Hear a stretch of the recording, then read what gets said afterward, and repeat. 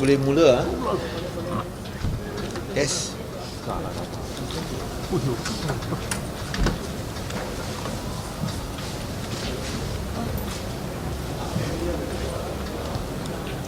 Okay, so tak ada apa-apa nak diangkat, so okay.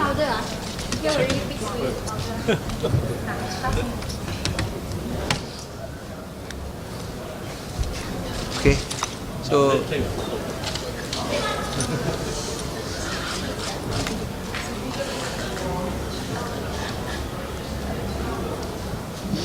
okay, thank you for coming. I think if there's any questions about my speech and what I think Dato Sri Anwar mentioned, Dato Sri Anwar has of course gone for a program in Penang. So any questions? Apa yang saya sebut dalam ucapan saya ya? Your speech earlier, there was a lot of things which you mentioned, and some of it touched on the efforts taken by Pakatan to fulfill the promises that was listed and whatnot. But of course, we can't deny that in the course of Pakatan heading towards its 1-year mark, there's been a lot of complaints and dissatisfaction and a lot of criticism and a constant protest also by right-wing people. And this time around, as a party that's part of the government coalition, do you foresee a lot of backlash from the members coming in terms of performance by DAP? No, of course, we expect a very frank discussion and how do we deal with it, and we hope that at the end of the day the members will be able to go back more confident and armed with the facts and the policies of the government to not only restore our economy but to tell the people or to convince the people they made the right choice, because we intend to solve some of these pressing problems faced by the people. Maybe just now in your speech, you also mentioned that Malay and non-Malay both have their worries. Yes, both have their worries. Yes. So how do you think how Pakatan handle both their worries? No, I think what we need is that we need a Malaysian approach towards problems. A Malaysian approach towards problems also requires a Malaysian solution. And I think got to continue to show sincerity that our policies are designed to help all the poor regardless of race. Because when you're poor, it doesn't matter whether you're Malay, Chinese, Indian, Iban, Karazan, Orang Asli, you're poor. And then at the same time, we also want to let the private sector drive the economy forward. And lastly, you got to also invest in basic infrastructure. Especially you look at the latest technology like digital economy, 5G. I think these are the areas that you need to invest to push or to move Malaysia forward. So do you think the Dato Sri mentioned that the best policy actually can handle the worry? Yes, definitely. First, you need to implement a needs-based regime or a needs-based policy so that you can assist those, not only those who are poor but those who are disadvantaged and need your help. I think no Malaysian would oppose that. As I said, you want to help the poor regardless of race, it should be helped. We don't deny that the overwhelming majority of those who need help are the Malays. Perhaps 85% or 80%. But that doesn't mean that there are no poor Indians, there are no poor Chinese, there are no poor Iban, Karazan or Orang Asli. But maybe the numbers are smaller, but they are still poor. So first you have needs-based policy so that you can convince everyone that we're taking a Malaysian approach. And then the other one, you must give opportunities, not just in education, but also in terms of employment and business. We have said before, people are no longer satisfied with food, clothing and shelter. They are now also focused on opportunities in education, employment and also business. And once you want to give them opportunities, like for example, you talk about buying Malaysian products, you must also equip them with the necessary skills to be able to compete internationally. You can compete in Malaysia, it's not good enough. Now you got to be able to compete globally. Only when you can compete globally, then can you succeed. Because in business nowadays, you're all talking about scale. If you don't have the scale, it's very hard to be able to be successful. So you must be able to compete globally.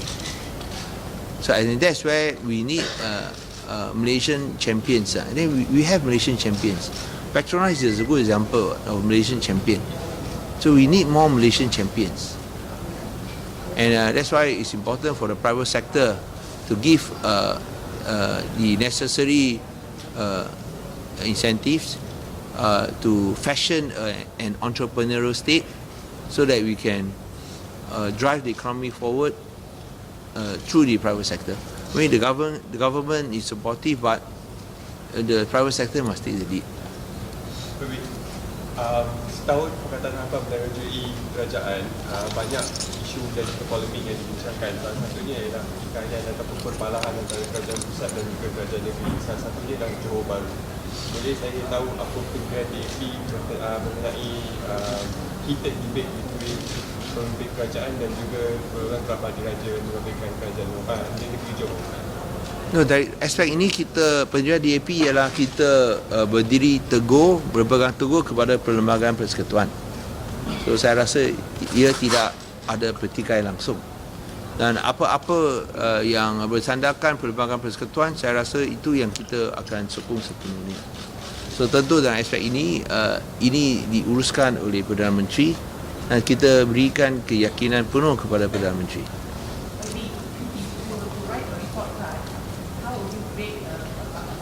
No, I think that would be a very biased assessment. Just as you ask opposition, how do you rate Pakatan Harapan, that also very biased.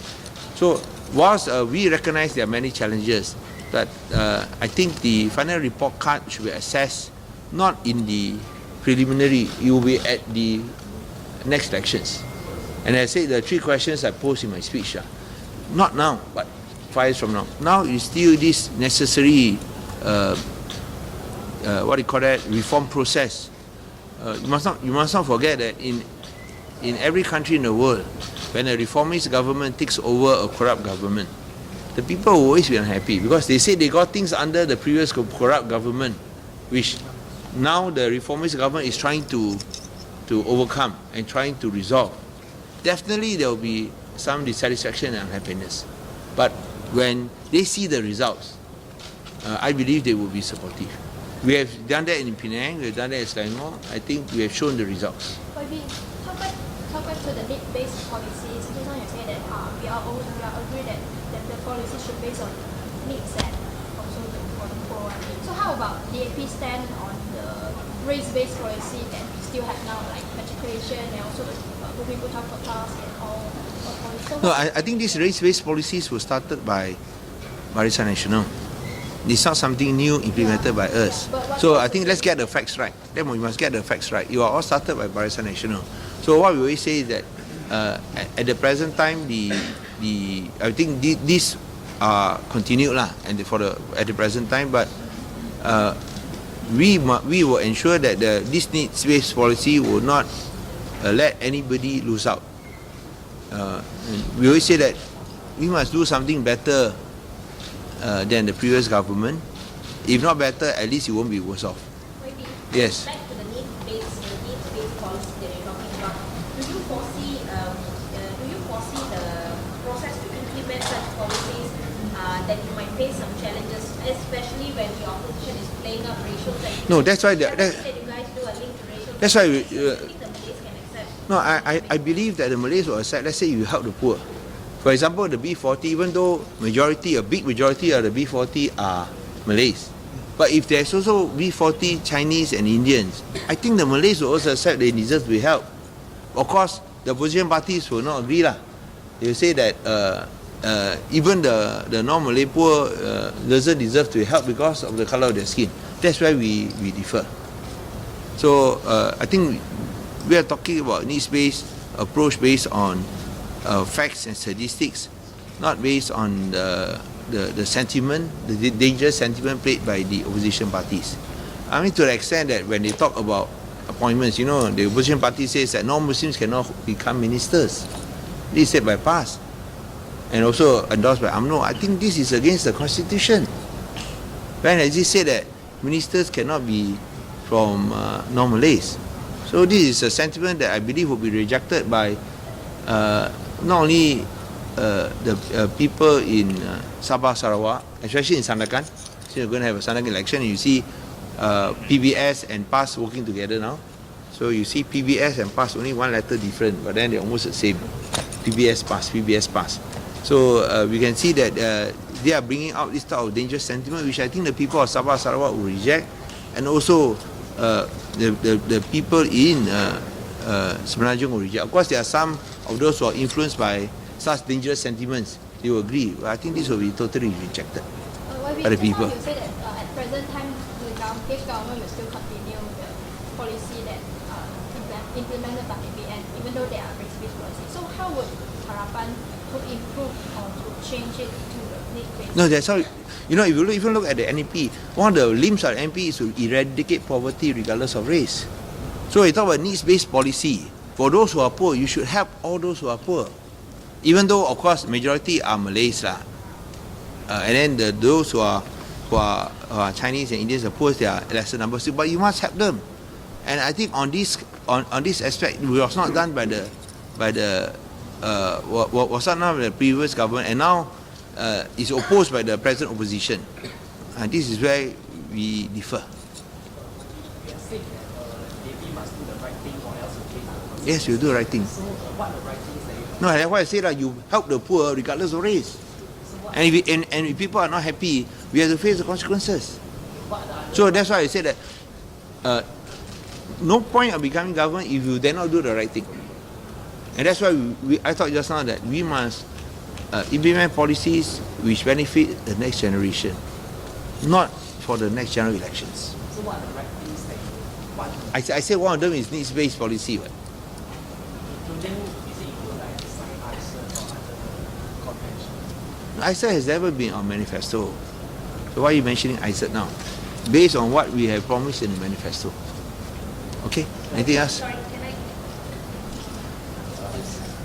Is a quick one. I mean, we're talking about very pragmatic steps to address issues that were caused by the previous government, as you mentioned. But in terms of the political narrative, it looks as though the opposition, looking at the UMNO and PAS coalition, has kind of taken control of that narrative. We see what happened yesterday. See what happened with the ISIS rally, and they exerted pressure, and now it looks like there's a lot of politicking going on around the Malay-centric. No, I think the Prime Minister has explained that sometimes when all these issues that they have actually influenced opinion, including amongst the rulers, that's why the government is forced to take certain steps. But as I mentioned just now, I think we should focus on what we have promised in the manifesto. In the manifesto, we talk about needs-based policy. Right? So I think let's focus on this. Those which are not mentioned in the manifesto, I think we got a lot on our hands, a lot on the table. Just doing the manifesto is already sometimes a very big task, a gigantic mammoth task. So let's focus on the manifesto first. And as I said, if there are these racists and these extremists, they will try to set the agenda. I think we must stay the course, especially based on what we say in the manifesto on these needs-based policies. I think this is crucial. Okay, sorry, I would like to ask the last one for me. I want to know previously when you guys were the opposition, a lot was said about Zakir Naik, and now now you guys are the government and there's pressure to send him back. Are you all going to put pressure to send him back because now he's been charged with money laundering? But the opposition is asking Pakatan to keep him here. So what is the DAP stand on this? Will you all send him back? No, I think we have to get reports from the relevant agencies first. So I think when you talk about these charges, we should look at it from these reports that are made, because I cannot be commenting. I cannot comment because this is not within my ministry. All right. But do you agree we should not interfere with the judicial matters of another nation? No, I say this is not within my ministry. So I think you've got to get, of course, these reports from the relevant ministries. So you want to ask me about something that is beyond me, I cannot be commenting unless I'm fully briefed. I think you understand that. Well, otherwise, you'll be talking about an issue which you are not familiar with the facts. So let's get familiar with the facts first. Okay, right. Ini persoalan dalam perwakilan DBC. Kenapa kenapa Tun Dr. Mahathir tak datang untuk bukan rasmikan tapi beri ucapan ucap tahun tapi menjemput Datuk Seri Dr. Zahid. Tun Dr. Mahathir ada satu temu janji yang dia telah janjikan kepada isterinya. So he's got a program in Ipoh. Actually, if not for this, we will have been there lah. So itu sesuatu yang itu semalam, saya rasa semalam. So I think sometimes I think we got to also respect the appointments that he has made a long time ago. So untuk kita tak ada masalah. Kalau Tun Dr. Mahathir tak sempat, kita undang itu Datuk Seri Anwar. Saya rasa itu bukan isu. You know, when the Parti Bersatu had their National Congress, saya pun tak hadir. Remember what that was? Tapi you tak tanya kenapa saya tak hadir. Yalah, itu serupa juga. Even though you say you are not there. So saya pun tak hadir masa itu. So sama jugalah. So kadang-kadang ada temu janji yang telah diputuskan lebih awal, kita kena hormatinya. So bila Tun tak sempat, itu Datuk Seri Anwar. Saya tak lihat ada masalah. One simple question. I think sudah banyak loh, sudah cukup. Why this closed door meeting? Ya, dari sana lah, you have asked. YB masih kata PAP dan juga termasuk YB sedia jumpa Dr. Mazhar berdialog. Asri kan? Asli. So adakah ada tarikh untuk mengadakan dialog? Bukan, itu yang seperti yang Steven Sim sebut dalam dia punya kenyataan. Dia punya wawancara bukanlah seperti yang dia sebutlah. Itu tidak menggambarkan apa yang dinyatakan oleh beliau. So itu sebab kita bincang lah.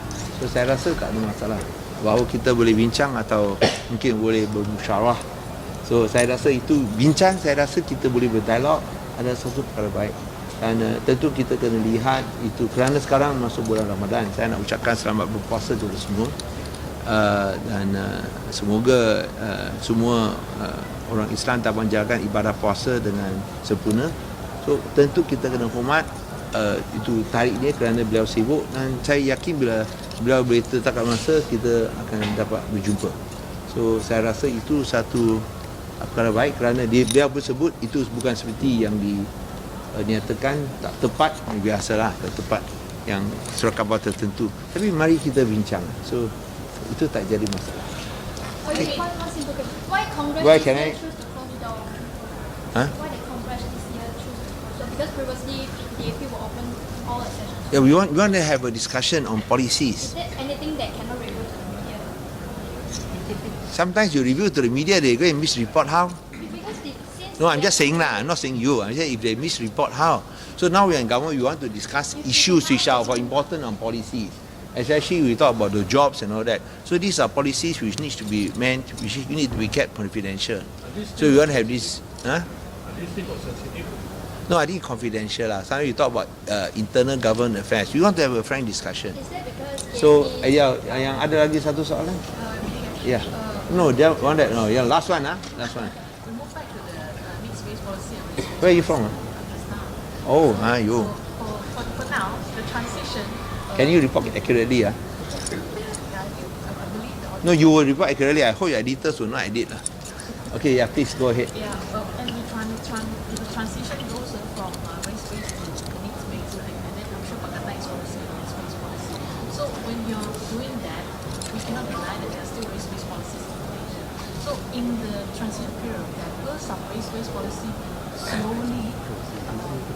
No, I think what is important is that, okay, let's say for example when you say that some of the quotas are there, what we want is that no one is left behind. And when you say no one is left behind, you must start with the poor first. I think all of you will agree when you say you help with the poor. It doesn't matter when you're poor, you're poor. It doesn't matter what race you are. You must help them. Everyone accepts that, except the opposition parties. I don't understand them. And after I say this, maybe they say, "Oh no, we didn't mean that." We also say that we help. You wait and see lah. If they go and twist and turn, and then when they are being challenged. So let us not be motivated or be influenced by these sentiments, these dangerous sentiments. Let us base on what is right. That's why I say we should do what is right. Okay? Thank you very much. Enjoy your lunch. Please, thank you.